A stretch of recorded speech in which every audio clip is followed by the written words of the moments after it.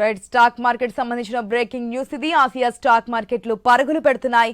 సుంకాలపై Trump తాత్కాలిక ఊరటనివ్వడంతో Asia stock మార్కెట్లు లాభాల్లో ప్రారంభమయ్యాయి. 90 రోజుల ఊరటతో స్టాక్ మార్కెట్లలో జోష్తో కొనసాగుతున్నాయి. 8.8% జపాన్ నిక్కీ కొనసాగింది. మరోవైపు లాభాల్లో ఆస్ట్రేలియా, కొరియా స్టాక్ మార్కెట్లు రన్ అవుతున్నాయి.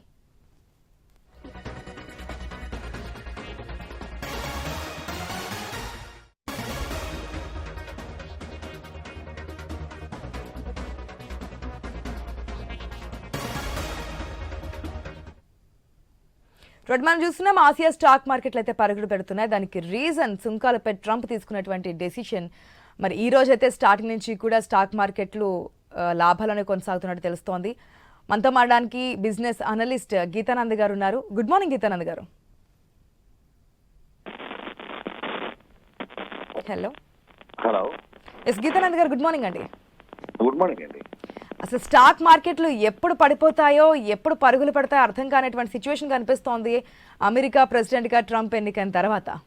సో నిన్నంతా కూడా లాభాల నుంచి నష్టాల బాట పట్టినటువంటి స్టాక్ మార్కెట్లు ఇవాళ ఉదయం నుంచి కూడా నిన్న తీసుకున్న డెసిషన్ కారణంగా లాభాల్లో కొనసాగుతున్నట్టు తెలుస్తుంది. ఇది ఎంతవరకు కొనసాగే అవకాశం ఉందనుకోవచ్చు? సో యాక్చువల్ గా నిన్న ట్రంప్ ఒక స్టేట్మెంట్ ఇచ్చారు. దాంట్లో 90 days వరకు కూడా రెసిప్రోకల్ ట్యాక్స్ ఏదైతే వేస్తున్నాడో దానికి 90 days బ్రేక్ ఇవ్వడం జరిగింది. పాజ్ అఫీషియల్ గా ఇవ్వడం జరిగింది.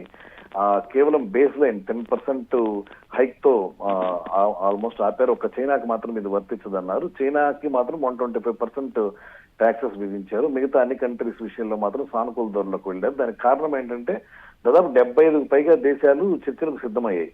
సో అమెరికాతో సెటిల్ చేసుకోవడానికి వాళ్ళ ట్యాక్సెస్ ఏంటి, వీళ్ళ ట్యాక్స్ ఏంటి సెటిల్ చేసుకోవడానికి సిద్ధపడ్డాయి. కాబట్టి ఈ 90 days బేస్ టైం ఇచ్చారు. ఎప్పుడైతే ఈ వార్త మార్కెట్ లోకి వచ్చిందో ఒక్కసారిగా S&P 500 కానివ్వండి, నాస్డాక్ కానివ్వండి అతిపెద్ద ర్యాలీ చేసాయి.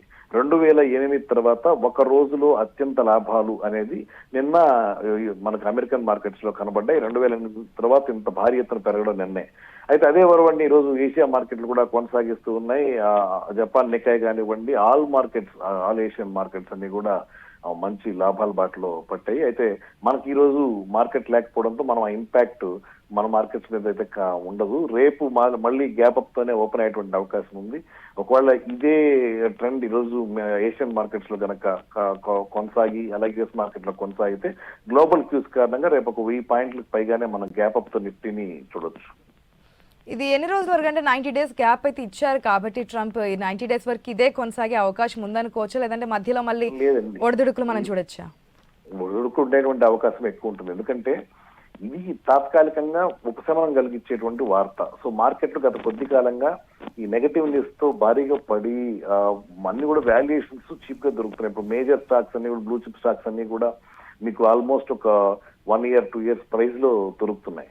సో అందువల్ల ఏంటంటే డెఫినెట్ గా ఇక్కడనే కాదు వరల్డ్ వైడ్ ఆ గుడ్ న్యూస్ తో మార్కెట్ రైజ్ అయ్యాయి. మన మార్కెట్లు కూడా ఒక వారం పాటు ఇలా ర్యాలీ కొనసాగేటువంటి అవకాశం ఉంటుంది. తర్వాత ఇక్కడ మనకి క్వార్టర్లీ ఎర్నింగ్స్ వస్తాయి, మన కంపెనీ లాభాలు ఇవన్నీ కూడా వస్తాయి. అవి మార్కెట్ కు దిశానిర్దేశం చేసేటువంటి అవకాశం ఉంటుంది. Thank you.